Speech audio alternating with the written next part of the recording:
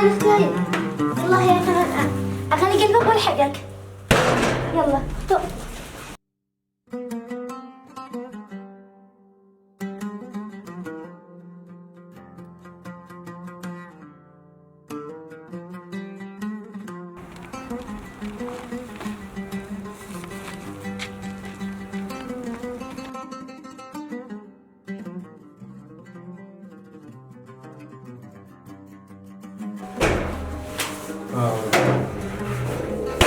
أنا جاي عايز لبس الماء في المطبخ. خلصوا بعض أنا مالي كيف شغلهم.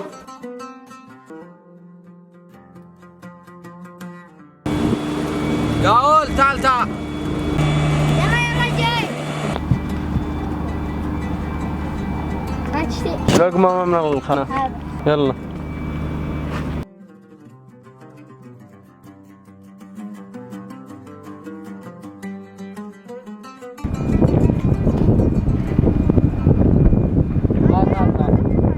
تعال تعال.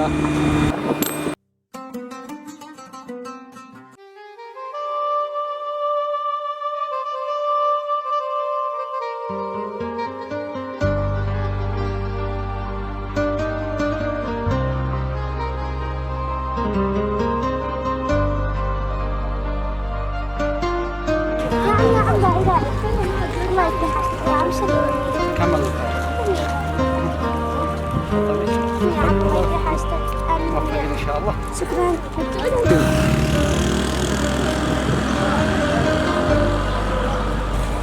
يا عم لو سمحت شري مني واحد فاين. ابشري ما يهمك. شكرا يا عم.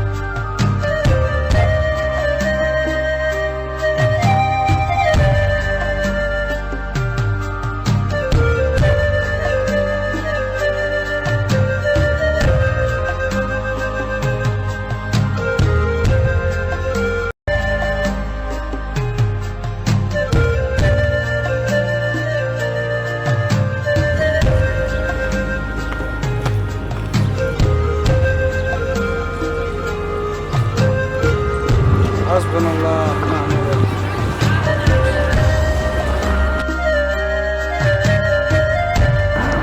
كيف حالك يا جبرة؟ الحمد لله. كيف كان عازم؟ والله الحمد لله. ايش تسألك؟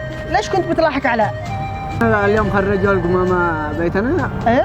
وابشرتها اخو محمد جاب القمامة ولحقت بعدها اشياء راكبة ما بتعبها. جيت ابشره وبياخذ من القمامة. صدق؟ والله اخوهم بيجعجعهم خليها على الله. حسبي الله ونعم الوكيل عليه بس. حسبي الله ونعم الوكيل. ضروري واحد يصير ينصحه ضروري. هذا شيء ضروري واجب. ما عليك، انا بسير واشوف كيف ان شاء الله يصير لك من خير ان شاء الله. ان شاء الله. اي خدمة. نتواصل على خير ان شاء الله.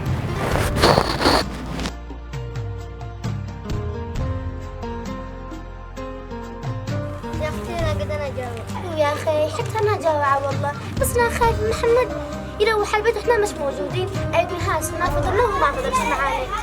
هو اصلا مش عارف انه ماش معنا اكل وما نقطعناش حاجه من الصبح لا ب 200 قرش.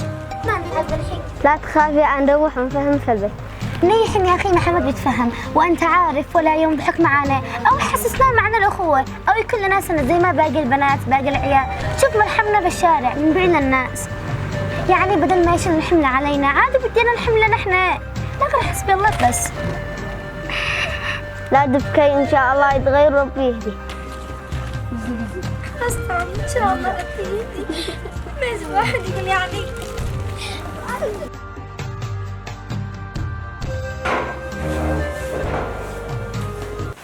كم جمعت زلط أنت؟ محمد مالك يا أخي، تخيل يعني أخوك سرقوا علي وأنا ما بلت لا درس واحد وما بلا 1300 ومن الصبح من نوي بين الشموس وما قد أكلنا حاجة حتى شربتنا ما قد شربنا. يعني شي بالساعة علينا مش حرام عليك وأنت جالس طول العمر ما تفعل حاجة يا محمد. ما أعرفش، أنا أعرف زلط اليوم، بتاع الزلط أفرق لي أقول لي يجي من تتنوا أنا والله بعد ما اشتريته. يا محمد حرام عليك، هذا الزلط. أيوة يلا ادخلوا. خير. حسبي الله ونعم الوكيل بي محمد تارة، حسبي الله بس. يا أختي دحين عايزين أقول محمد بزعل غلط. اسأل يا أخي اسكت، إن الله مع الصابرين ما عاد نفعل. اصبر يا أخي ما عاد من خير، ربي داري ما معنا وهو داري نحن يتار. ونصرف الجوالات ونبيع فاوين وكل ما بنقدر غير بنيتين. لا غير ربي عاد ولا لكش حسبي الله ونعم الوكيل. لا تبكي ولا تتما.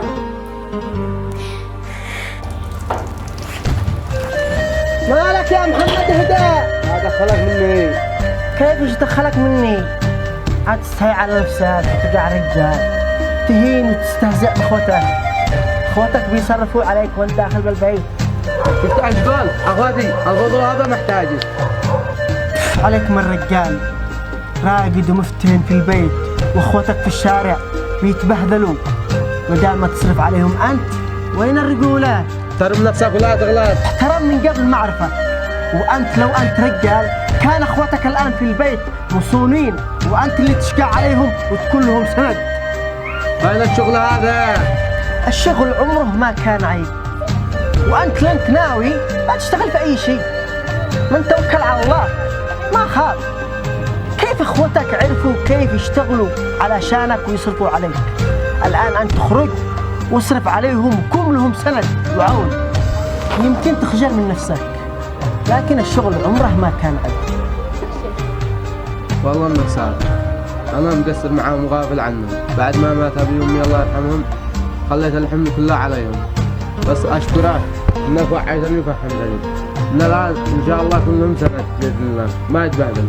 الله يحفظك ويبارك فيك وان شاء الله يكون لك مصدر رزق واي حاجه تحتاجها انا مثل اخوك ما بقصر معك ان شاء الله. الله يحفظك ما تقصر. يلا مع السلامه. يلا كريم.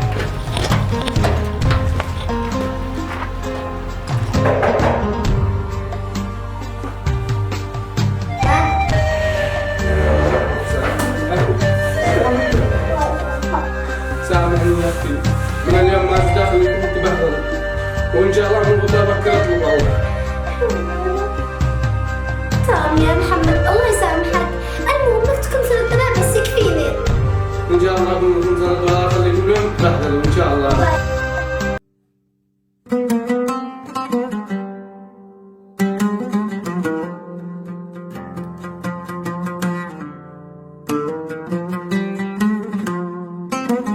غسل لك سيارة. الله غسلها. فعل في الشغل.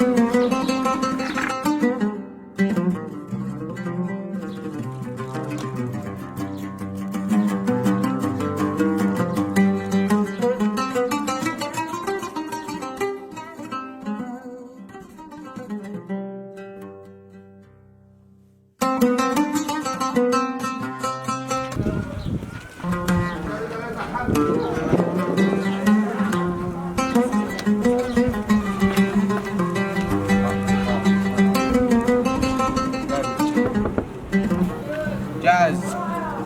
سلام الله يحفظك.